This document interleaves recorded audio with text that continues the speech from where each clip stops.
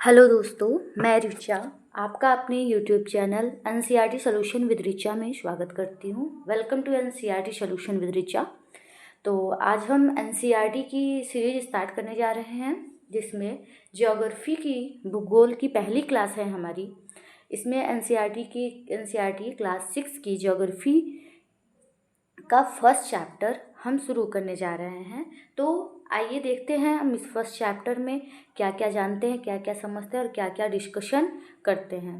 तो आइए आगे की तरफ बढ़ते हैं। हमारा फर्स्ट क्वेश्चन है, निम्नलिखित में से कौन सा एक कथन सत्य है? तो ऑप्शन ए इज ग्रह, आकाशगंगा, सौरमंडल, ब्रह्मांड। ऑप्शन बी इज ग्रह, सौरमंडल, आकाशगंगा, ब्रह्मांड। ऑप्शन सी इज ब्रह्मांड, आकाशगंगा, ग्रह, सौरमंडल। ऑप्शन डी इज सौरमंडल, आकाशगंगा, ग्रह, ब्रह्मांड। तो हम देखते हैं इसमें से हमारा सही आंसर क्या है। आंसर नंबर बी हमारा सही है। Answer B is correct. ग्रह, सौरमंडल, आकाशगंगा, ब्रह्मांड। तो ये हमारा सही आंसर है। आइए इसके बारे में कुछ जानते हैं हम। ग्रह, आपको पता है ग्रह कितने होते हैं? ग्रह होते हैं 8 ग्रहों में। इन ग्रहों का मुखिया कौन होता है? इन ग्रहों का मुखिया होता है सूर्य, सन। हमारा जो सन होता है वो इन ग्रहों का मुखिया होता है। ठीक है। अब सन जो हमारे 8 ग्रह होते हैं, 8 प्लैनेट होते हैं, इन्हीं प्लैनेट से मिलकर हमारा सौरमंडल बनता है। तो सौरमंडल में ये देखते हैं कि बहुत सारी हमारे सोलर सिस्टम, सोलर प्रणाली बहुत सारी है। तो उन बहुत सारी सौरमंडल से मिलके हमारा क्या आकाशगंगा बनता है। आकाशगंगा भी बहुत सारी आपको पता है। तो आकाशगंगा जैसे कि हमारे यहाँ मिल्की वे है, तो आकाशगंगा से मिलके हमारा ब्रह्मांड बनता है। उसके बाद यही हमारा आंसर है। हमारा आंसर है option number B is correct answer. अब आइए सेकंड क्वेश्चन पे चलते हैं। क्वेश्चन नंबर सेकंड, निम्नलिखित में से किन खगोलीय पिंडों को तारा कहते हैं? यहाँ पे पूछा गया खगोलीय पिंडों का तारा, ना कि खगोलीय पिंड। तो ऑप्शन ए है जो आकार में बहुत बड़े होते हैं। ऑप्शन बी जिनके पास अपनी ऊष्मा तथा प्रकाश होता है। ऑप्शन सी जिनके पास अपनी ऊष्मा तथा प्रकाश नहीं होता है। ऑप्शन डी जो अपने अक्ष पर घूमते हुए दूसरे पिंड की परिक्रमा करते हैं। तो आइए सबसे पहले हम ये जानते हैं खगोलीय पिंड किसे कहते हैं। तो खगोलीय पिंड वे पिंड होते हैं जिसमें जो हमारा सोलर सिस्टम, सौरमंडल है, उसके सारे पिंड उस पिंड के अंतर्गत आ जाते हैं। चाहे वह ग्रह हो, चाहे वहाँ पे हम ग्रह की बात कर रहे हों, चाहे वहाँ पे हम तारा की बात कर रहे हों, कुछ भी हो, वो सब हमारे खगोलीय पिंड के अंतर्गत आ जाते हैं। तो आइए यहाँ पे ये नहीं पूछा गया कि खगोलीय पिंड क्या होते हैं। यहाँ पे ये पूछा गया है कि खगोलीय पिंड का तारा किसे कहते हैं। तो खगोलीय पिंड का तारा, आइए जानते हैं इसके बारे में। खगोलीय पिंड का तारा हम उसे कहते हैं जो कि आकार में बहुत बड़े होते हैं। क्या होते हैं? आकार में बड़े होते हैं, गर्म होते हैं। आकार में बड़े होते हैं, गर्म होते हैं। खासकर ये जो खगोलीय पिंड का तारा होता है, ये बहुत सारी गैसों से मिलकर बना होता है। इनके पास अपनी ऊष्मा तथा अपना प्रकाश स्रोत होता है, जिसे ये बहुत ही बड़ी मात्रा में क्या करते हैं? उत्सर्जित करते हैं। तो इस एक्सप्लेनेशन के हिसाब से हमारा option number B is correct. तो हमारा करेक्ट कौन सा है? ऑप्शन नंबर बी, जिसके पास अपनी ऊष्मा तथा प्रकाश स्रोत होता है। आइए हम नेक्स्ट क्वेश्चन पे चलते हैं। आवर नेक्स्ट क्वेश्चन इज, निम्न में से खगोलीय पिंड है। अब खगोलीय, अभी हमने आपको बताया खगोलीय पिंड किसे कहते हैं। तो खगोलीय पिंड जो है उसके अंतर्गत हमारे बहुत सारे पिंड आते हैं, चाहे वह ग्रह हो, तारा हो, ये सारे पिंड ही खगोलीय पिंड के अंतर्गत आ जाते हैं। अब थोड़ा सा और इसके बारे में जानते हैं। इसे आकाशमंडल के वे सभी वस्तुएं जो रात के समय टिमटिमाते या चमकते हुए हमें दिखाई देते हैं, वे खगोलीय पिंड में के अंतर्गत आते हैं। अब इसमें देखिए कुछ आपको कूट दिया गया है, जिसे फर्स्ट क्या है? सूर्य, सेकंड पृथ्वी, थर्ड चंद्रमा एंड फोर्थ क्या है, उल्कापिंड। तो और आपके ऑप्शंस क्या है आइए देखते हैं। Option number A 1 and 2, option number B 2 and 4, option number C 3 and 4 and option number D क्या है, उपरोक्त सभी। तो सूर्य, पृथ्वी, चंद्रमा, उल्कापिंड, ये चारों क्या है, हमारे खगोलीय पिंड है। तो option number D is correct.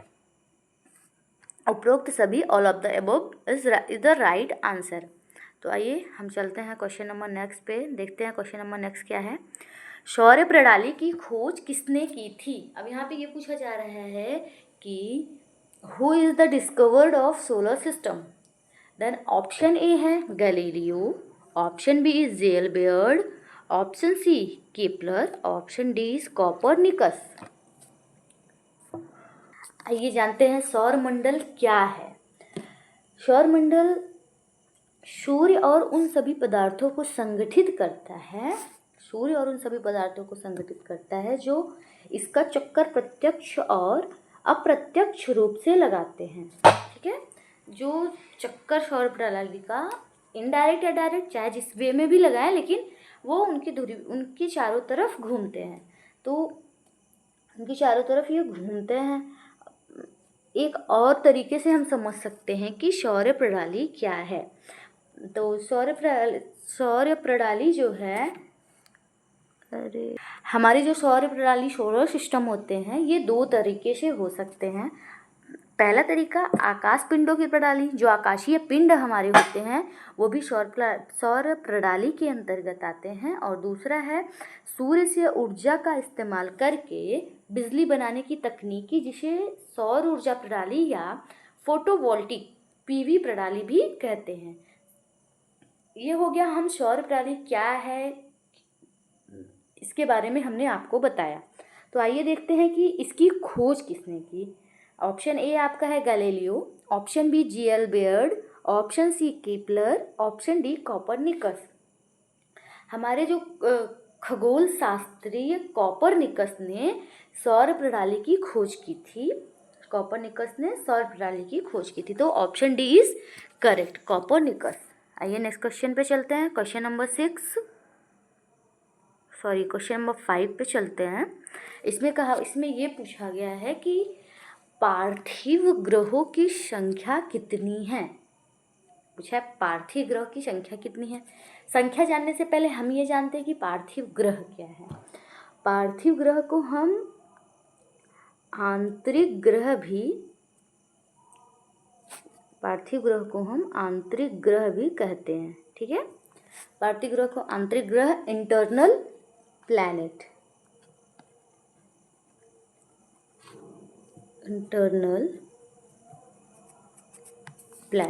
ये हो गया।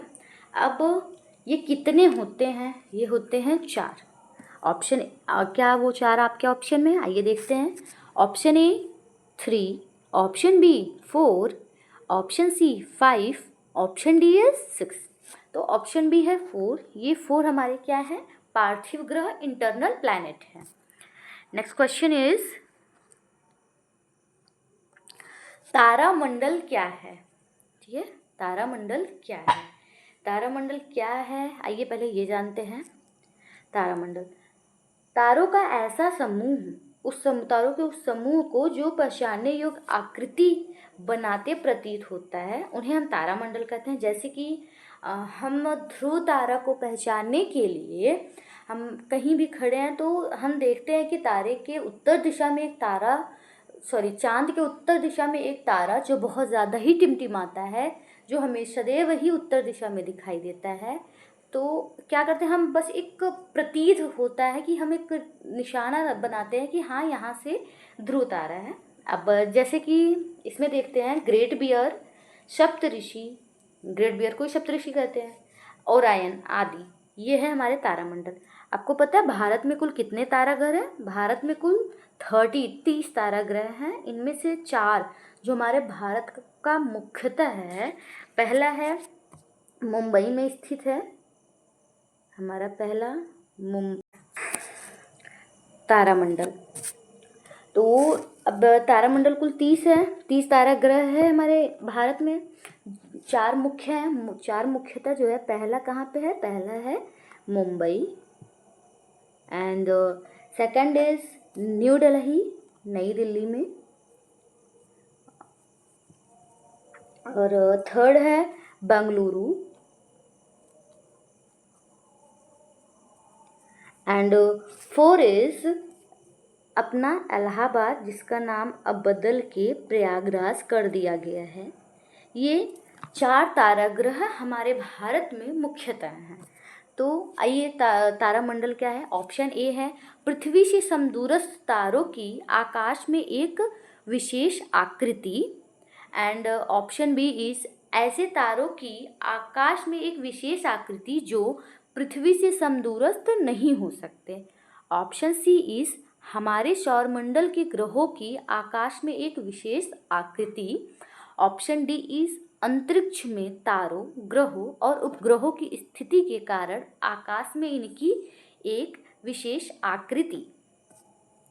तो आइए जानते हैं हमारा ऑप्शन नंबर बी, ऐसे तारों की आकाश में एक विशेष आकृति जो पृथ्वी से समदूरस्थ नहीं हो सकते, मतलब कि हम पृथ्वी से उसे जान सकते हैं, समझ सकते हैं। नेक्स्ट क्वेश्चन इज 7, निम्नलिखित में से कौन सौरमंडल का भाग नहीं है। सौरमंडल ग्रहों से मिलकर बना होता है, तो सौरमंडल के अंदर तो जितने प्लैनेट आते हैं सारे होंगे। क्षुद्र ग्रह ये तो सौरमंडल के अंदर ही आता है। तो ऑप्शन बी है धूमकेतु, ये भी ग्रहों से तो मिलकर हमारा सौरमंडल बना ही है। तो ऑप्शन नंबर डी निहारिका। आइए ये जानते हैं निहारिका है क्या। तो फिर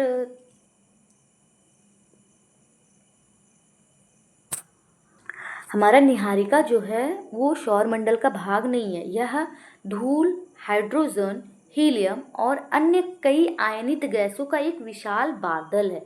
निहारिका को हम बादल के रूप में देख सकते हैं। इसे सौर निहारिका गैस और धूल की घूमती हुई चपटी डिस्क भी कहा जाता है, जिसे लगभग 4.6 अरब ईयर पहले सौरमंडल की उत्पत्ति हुई थी। वो इसी निहारिका से ही हुई थी।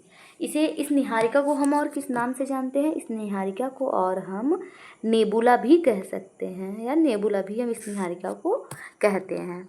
आइए क्वेश्चन नंबर नेक्स्ट, सूर्य का प्रकाश धरती तक पहुंचने में कितने मिनट का समय लेता है। Option A 7.3, option B 8.25, option C 8.16, option D is 8 minute. तो हमारा करेक्ट आंसर है आंसर सी 8.6 मिनट, 8.16 मिनट, ये हमारा करेक्ट आंसर है। आइए नेक्स्ट क्वेश्चन पे चलते हैं। किस ग्रह को नीला ग्रह भी कहते हैं। नीला ग्रह ब्लू प्लैनेट। ए है शनि, ऑप्शन बी शुक्र, ऑप्शन सी मंगल, ऑप्शन डी उपरोक्त में से कोई नहीं। तो नीला ग्रह शनि को तो कहते नहीं है। शुक्र को हम पृथ्वी की भगनी या उसकी जुड़वा बहन, ये भी प्रश्न एग्जाम में कई बार पूछे गए हैं। तो जुड़वा बहन हम किसे कहते हैं, शुक्र को पृथ्वी की जुड़वा बहन कहते हैं। मंगल को हम क्या कहते हैं, मंगल को हम लाल ग्रह या रेड प्लैनेट भी कहते हैं। लाल ग्रह या रेड प्लैनेट भी कहते हैं। अब आइए ये जानते हैं नीला ग्रह हम किसे कहते हैं। नीला ग्रह ब्लू प्लैनेट। हम पृथ्वी को, अर्थ को क्या कहते हैं, ब्लू प्लैनेट, नीला ग्रह क्यों कहते हैं, क्योंकि ये हमारे अर्थ में 71% वाटर है, 71% वाटर एंड 29% लैंड एरिया है, 29% लैंड एरिया है। तो जब अंतरिक्ष से हम अपने प्लैनेट पृथ्वी को देखते हैं तो इस वाटर बॉडी की वजह से हमारा पृथ्वी ब्लू कलर का दिखाई देता है, नीले कलर का दिखाई देता है। इसीलिए हम पृथ्वी को नीला ग्रह ब्लू प्लैनेट कहते हैं। तो हमारा आंसर है अर्थ, जो कि हमारे ऑप्शन में नहीं है। तो हमारा आंसर होगा अर्थ, पृथ्वी। नेक्स्ट क्वेश्चन, ये हमारा आज का अंतिम प्रश्न है, जिसमें हम ये जानेंगे कि निम्न में से किसने पहली बार कहा कि पृथ्वी गोल है। तो option A Aristotle, option B Copernicus, option C Strabo, option D इस उपयुक्त में से कोई नहीं। तो आइए हम जानते हैं कि कौन सा ऑप्शन हमारा सही है। देखिए, पृथ्वी गोल है, ये संशय का प्रश्न बना हुआ है, लेकिन कुछ खगोल शास्त्री ने बताया कि पृथ्वी गोल है। तो आइए जानते हैं पृथ्वी गोल है। इसके बारे में सबसे पहले हमारे महान यूनानी दार्शनिक जो थे अरस्तु, जिन्हें हम एरिस्टोटल भी कहते हैं, इन्होंने बताया कि पृथ्वी गोल है। इन्होंने 340 ईसा पूर्व में अपनी किताब, इनकी बुक का नाम था एरिस्टोटल की बुक का नाम है